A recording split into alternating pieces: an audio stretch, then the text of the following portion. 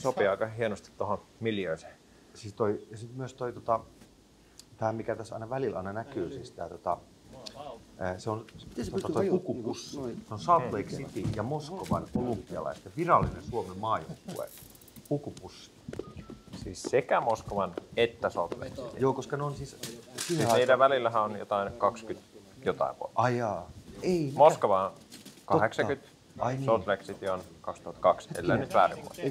Mutta sitä luokkaa. Moskova, ja mikä sitten on Moskovankaan? Siis Lake Placid. No sitä en tiedä, mutta siis hetkinen. Siis mitä sä tarkoitat, että Moskovan kaa? Niin, onko siis se Moskova ja Lake Placid jotenkin siis kimpassa?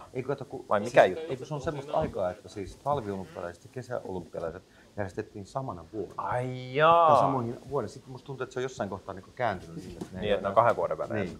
Niin kuin jotkut olympialaiset. Joo. Varmaan siis sen pukupussin myötä. Niin, varmaan se oli liian väkevää pukupussia.